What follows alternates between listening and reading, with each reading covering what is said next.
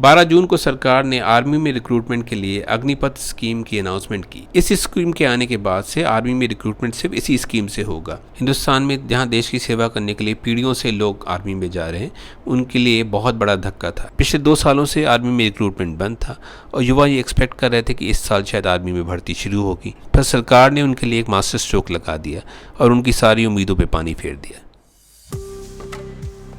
अगर चैनल के लिए नए हैं तो हमारे चैनल को सब्सक्राइब करिए और बेल आइकन को प्रेस करिए, क्योंकि घंटी बजे जंगल जंगल जंगल जंगल। हमारी सरकार आर्मी में जाने वाले यूथ के लिए एक नई स्कीम लेके आई है, जिसमें नौकरी करते टाइम तो कोई जादू नहीं होगा, पर नौकरी के बाद जादू ही जादू हो जाएगा और अच्छे दिन शुरू हो जाएंगे। और हर कोई इनसे कह रहा होगा तेरा जादू चल गया। हर तरफ उनकी डिमांड होगी और सरकारी और प्राइवेट ऑर्गेनाइजेशन में बहुत सारी जगह उनको अभी से ऑफर देने की लाइन लगी हुई है। जी हाँ, हम लोग बात कर रहे हैं सेंट्रल गवर्नमेंट ने आर्मी एस्पिरेंट्स के लिए एक जो स्कीम लॉन्च करी है अग्निपथ के नाम से, उसके बारे में। और क्योंकि हमारी सरकार का लक्ष्य है कि सेना जवान होनी चाहिए, इसलिए पहले साल 27 साल में और बाकी हर साल 25 साल में लोग रिटायर हो जाएंगे, क्योंकि सरकार के मुताबिक वो बुढ़े हो जाएंगे और इन लोगों को बोला जाएगा अग्निवीर। पर अगर अग्निवीर की जगह इसका नाम अग्निजीवी रखते तो शायद ज्यादा अच्छा होता है ना, जैसे आंदोलन जीवी, कैमरा जीवी। चुप करो।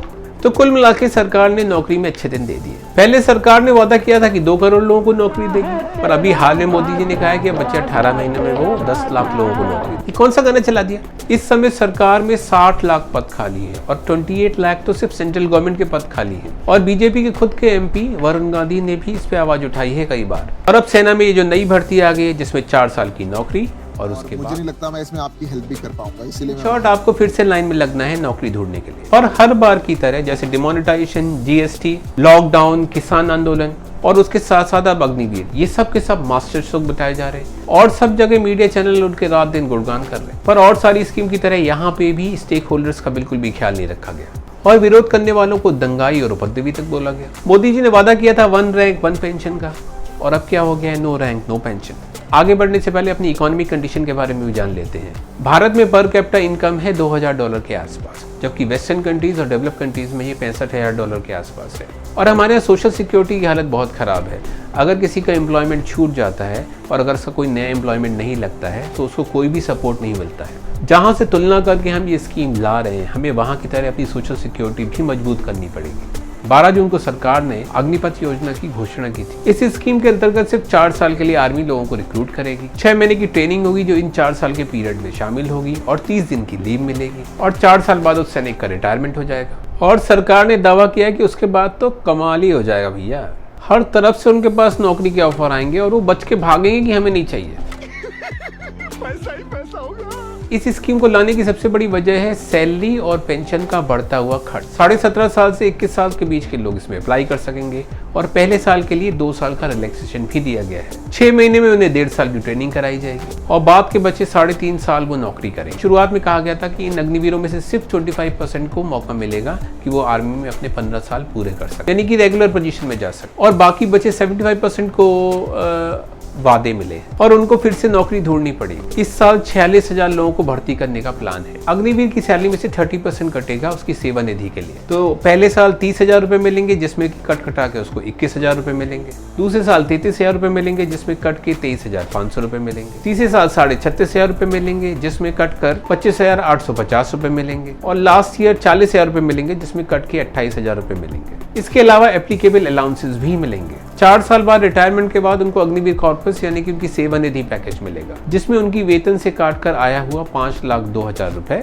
और उसी के बराबर यानी 5,02,000 रुपए सरकार की तरफ से भी आएगा। इसमें ब्याज मिला के कुल मिलाकर 11,71,000 रुपए अग्निवीर को रिटायरमेंट के समय मिलेंगे। सरकार और बहुत सारे लोग फायदे गिनाते समय उनको मिलने वाली सैलरी को भी इसमें जोड़ के फायदों की संख्या 20 लाख से ऊपर बताएं। पर क्या किसी के घर परिवार के खर्चे नहीं होंगे? बहुत सारे परिवार ऐसे होते हैं जिनमें सिर्फ एक ही लड़का कमा रहा होता है और उसी पे सारा घर चलता है। इसके अलावा 4 साल बाद 11 लाख रुपए की क्या कीमत बचेगी, ये भी देखना बहुत इंटरेस्टिंग होगा। अब इस योजना का ऑफिशियल नोटिफिकेशन भी आ गया है और सरकार ने साफ किया है कि अग्निवीरों को कोटा सिर्फ 25% है और सबको रिलीव किया जाएगा और इन लोगों को मौका मिलेगा कि वो रेगुलर कैडर के लिए अप्लाई कर सके और इनमें से कुल सिर्फ 25% को ही ये मौका मिलेगा। मतलब ये है कि डिस्चार्ज शुरू में सबको होना है, रिटायरमेंट के बाद पेंशन ग्रेचुइटी नहीं मिलेगी। बंद कर दो धंधा। अग्निवीरों को periodical medical test, physical, written और फील्ड टेस्ट भी पास करने होंगे टाइम टू टाइम, और इस प्रदर्शन का ख्याल रखा जाएगा आगे ऑफर देते समय। अग्निवीरों की रैंक भी अलग होगी और उनकी पे, अलाउंसेस, लीव और यूनिफॉर्म सभी डिपेंड करेंगी टाइम टू टाइम आने वाले सरकारी ऑर्डर पर। अगर आपके मन में सवाल आ रहा हो कि अगर कोई बीच में छोड़ दे तब क्या होगा, तो उस समय तक उसका सारा कंट्रीब्यूशन ब्याज के साथ मिल जाएगा, पर इस केस में सरकार का कोई भी कंट्रीब्यूशन नहीं आएगा। सेवानिधि पैकेज जो है उसको टैक्स की छूट मिलेगी। अग्निवीरों को इन्फ्लेशन को एडजस्ट करने वाला डीए नहीं मिलेगा, पर हाँ risk and hardship, ration, dress और ट्रेवल अलाउंसेस मिलेंगे जो सरकार समय समय पर तय करेगी। उन्हें army group insurance fund scheme का बेनिफिट नहीं मिलेगा। क्या हो क्या रहा है समझ नहीं आ रहा। पर उनको सर्विस पीरियड की ड्यूरेशन में 48 लाख का इंश्योरेंस कवर मिलेगा। स्कीम की घोषणा होने के बाद ही विरोध शुरू हो गया और ये प्रदर्शन काफी हिंसक भी हो गया। ट्रेनों को जलाया गया और रास्तों को रोका गया और सरकारी बसों को भी नुकसान पहुंचाया गया। पर हमें जानना चाहिए कि लोकतंत्र में हमें विरोध करने का अधिकार तो है, पर हिंसा करने का कोई भी अधिकार नहीं, और सभी को इससे बचना चाहिए। इससे एक तरफ राष्ट्र की संपत्ति का नुकसान भी होता है और जो लोग यात्रा कर रहे हैं उनका क्या दोष है। और ऐसे व्यवहार को देख कोई भी आपके साथ सहानुभूति नहीं रखना चाहेगा और लंबे समय तक ऐसे उग्र आंदोलन को चलाना भी मुश्किल होता है। यहाँ ये भी जानने वाली बात है कि बहुत से लोगों की बहुत सारी उम्मीदें टूट गई हैं। मेहनत देखना है तो सुबह गांव के फील्ड में जाइए, वहाँ समझ में आएगा कि वह कैसे मेहनत करता है।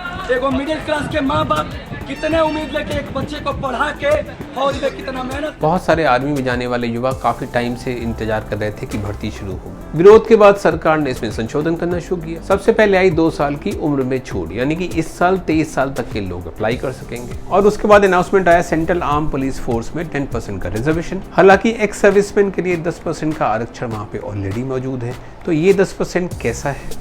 यहाँ ये जानना भी जरूरी है कि CAPF में 2020 में सिर्फ 10,184 लोगों की ही भर्ती हुई थी। अब बढ़ते विरोध के बीच में सरकार प्रेशर बनाने के लिए ऑफिशियल नोटिफिकेशन भी ले आई है। बीजेपी MP वरुण गांधी ने काफी सारे सवाल उठाए हैं। सरकार दलील दे रही है कि उसे युवा आर्मी चाहिए, और अगर कोई भी युवा 25 से 27 साल की उम्र में अगर सरकार के मुताबिक जवान नहीं रहता है तो अधिकारियों की उम्र भी कम करनी चाहिए, और पेंशन का लाभ सभी के लिए बंद हो जाना चाहिए। सरकार का ये भी कहना है कि इस उम्र में किसके पास इतना पैसा होता है, तो सरकार ये बताते हुए भूल गई कि भारत में बहुत सारे ऐसे संस्थान हैं जिनसे इसी उम्र में लोग कोर्स करके कहीं ज्यादा कमा रहे हैं, और रिटायरमेंट के बाद तो बिल्कुल स्वर्ग ही स्वर्ग है। कॉर्पोरेट लोन, बिजनेसेस, एंटरप्रेन्योरशिप सब बाहें फैला के आपका इंतजार कर रहे हैं। टीवी पे जोर जोर से चिल्लाते हुए एंकर को लेके नेता तक सबको काम पे लगा दिया गया। सबसे पहले मंत्री आए, उसके बाद सेना के लोग, और उसके बाद बड़े बड़े कॉर्पोरेट आके बताने लगे कि इसके कितने सारे लाभ हैं। महिंद्रा ग्रुप के चेयरमैन आनंद महिंद्रा से लोगों ने पूछा कि पहले कितने लोगों को नौकरी दी है, तो इस पे वो चुप्पी लगा के बैठ गए। सरकार ने जब देखा कि फायदा बताने से कुछ नहीं हो रहा है तो वो धमकी देने पे आ गई,